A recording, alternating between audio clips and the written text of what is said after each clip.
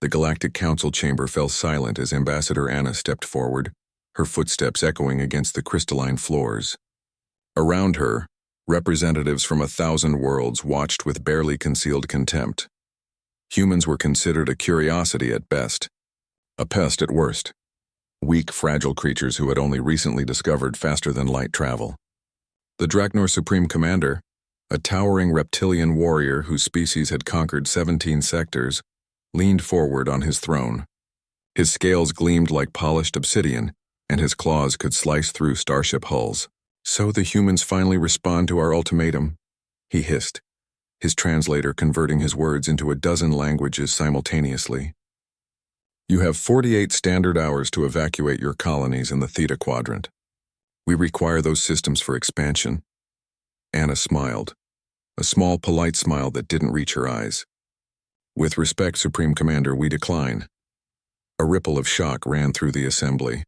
The insectoid Vrel clicked their mandibles in disbelief. The crystalline Shafar dimmed with surprise. No one refused the Draknor hegemony. Their military might was legendary, their brutality efficient. "You decline?" The Supreme Commander rose to his full 3-meter height. "Do you understand what you're saying, human? We have crushed civilizations that had evolved before your ancestors crawled from the primordial soup. Your military consists of barely 200 ships. We command 50,000 battle cruisers." "I understand perfectly," Anna replied, her voice calm. "And I want to be absolutely clear. We're giving you this one chance to reconsider. Because if this escalates, we won't be polite anymore." The chamber erupted in laughter. Even the typically reserved ethereals joined in, their gaseous forms rippling with amusement. The Supreme Commander's eyes narrowed. "You dare threaten us?" "Not a threat," Anna said quietly. "A warning. You see, Commander, there's something you should understand about humanity. We've been fighting each other for our entire existence. Our homeworld? It's a death trap. Earthquakes that swallow cities. Storms that could tear apart your capital ships. Predators that hunted us when we were barely sentient. Diseases that killed millions. And through it all, we survived. Not by being the strongest or the fastest, but by being the most stubborn, creative, and absolutely terrifying when we need to be." She pulled up a holographic display. "These are our entertainment programs. We call them horror movies, war documentaries, survival shows. What you consider nightmare scenarios, we consider Tuesday." The Draknor Supreme Commander studied the images. Humans voluntarily jumping from aircraft, diving into shark-infested waters, climbing mountains that would kill most species just from altitude sickness. "Primitive bravado," he sneered. "This proves nothing. No?" Anna's smile widened. "Let me tell you about Jack." A second hologram appeared, showing a lean human male in military uniform. Commander Jack Morrison. 3 years ago, his ship was damaged in the neutral zone. His crew was dead, life support failing. Any sensible species would have activated their distress beacon and waited for rescue. Jack? He repaired a combat mech using spare parts and his own blood as hydraulic fluid, fought off a pack of void predators that attacked his disabled ship, and then flew that makeshift mech through an asteroid field to reach the nearest station. 12 days, no food, minimal oxygen. When he arrived, medical staff said he should have been dead 5 times over.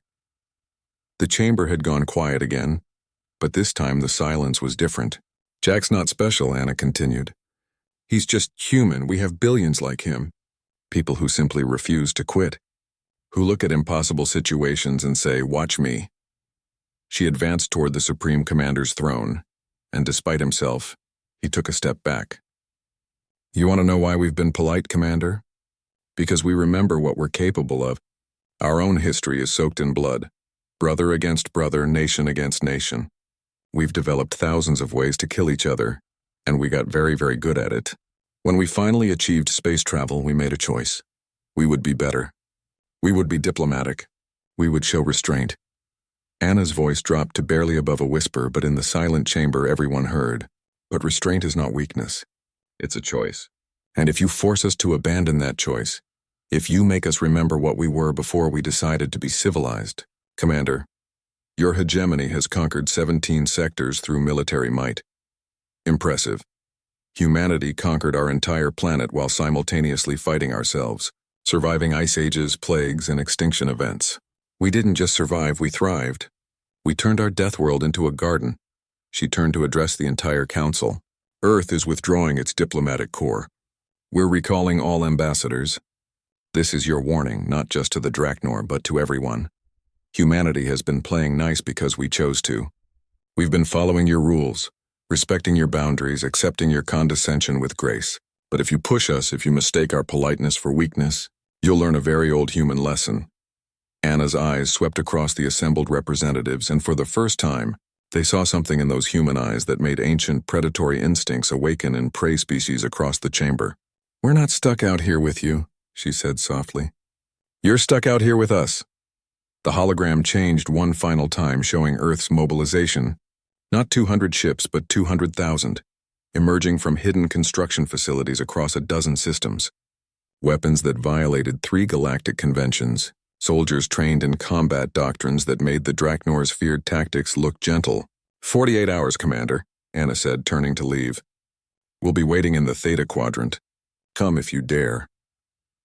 As she walked out, Jack fell into step beside her, having been waiting outside the chamber. Think they'll back down? He asked quietly. Anna glanced back at the stunned council members. They will. Because they just learned the most important rule about humanity. What's that? She smiled, a real smile this time, fierce and proud. We're only polite until we're not. Behind them, the Supreme Commander slowly sank back onto his throne, his threat displays dimming.